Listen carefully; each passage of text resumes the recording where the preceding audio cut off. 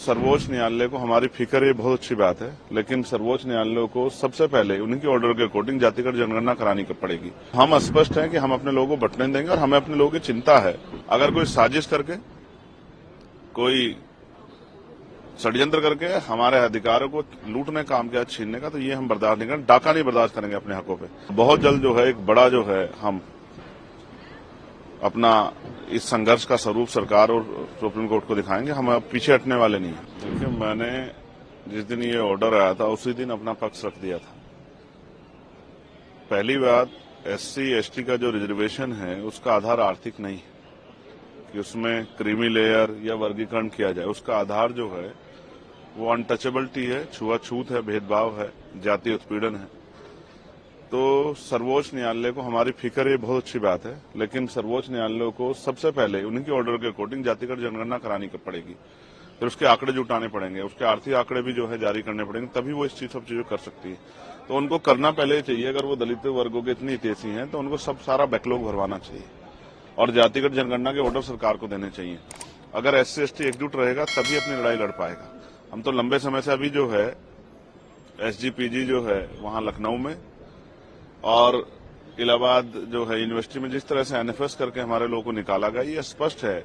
उन एनएफएस को भरवाने के लिए सरकार ने क्या किया है, उन एनएफएस को भरवाने के लिए सुप्रीम कोर्ट ने क्या किया है, तो वो कुछ नहीं किया है।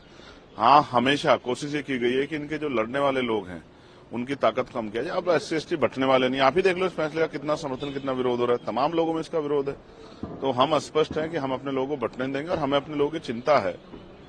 इसलिए हमने स्वतः जो है 1.5 साल पहले मांग की थी कि जिन जातियों को अवसर नहीं मिला है उनको उनका आरक्षण बढ़ा के 15% शेड्यूल कास्ट को मिलता है और 5% बढ़ा के उन बाकी जातियों को आरक्षण देने की व्यवस्था सरकार करे। ये 1.5 साल पहले हमने लखनऊ पीसी करके कहा था और दिल्ली में भी। और जो ओबीसी की वैसी जाति है उनको भी जो है 15% अलग से रिजर्वेशन देने का काम जो है 27% से अतिरिक्त सरकार करे। लेकिन कहां सुना, सुप्रीम कोर्ट ने भी नहीं सुना। तो जब आप ईडब्ल्यूएस 10% दे सकते हो तो आप जो है 5% शेड्यूल कास्ट के लोगों को बढ़ा क्यों दे सकते?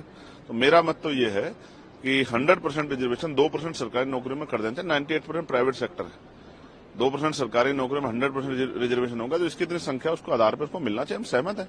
हमारे भाइयों को कुछ मिलेगा तो हम तो आगे बढ़कर उनका स्वागत करेंगे। लेकिन अगर कोई साजिश करके, कोई षड्यंत्र करके हमारे अधिकारों को लूटने काम किया, छीनने का, तो ये हम बर्दाश्त नहीं करेंगे। डाका नहीं बर्दाश्त करेंगे अपने हकों पे।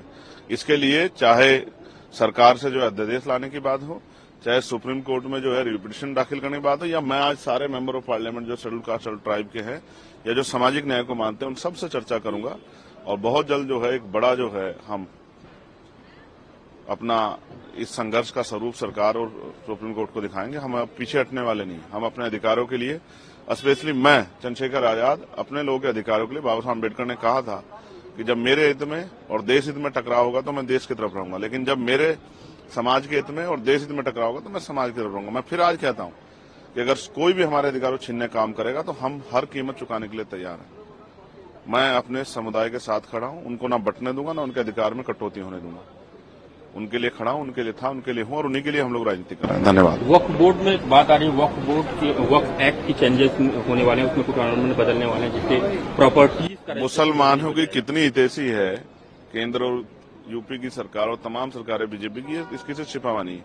मैं फिर कह रहा हूं, आपका मकसद जो है इन वर्गों को कमजोर करना हो सकता है, ताकतवर करना नहीं हो सकता कभी। हम अच्छी तरह जानते हैं।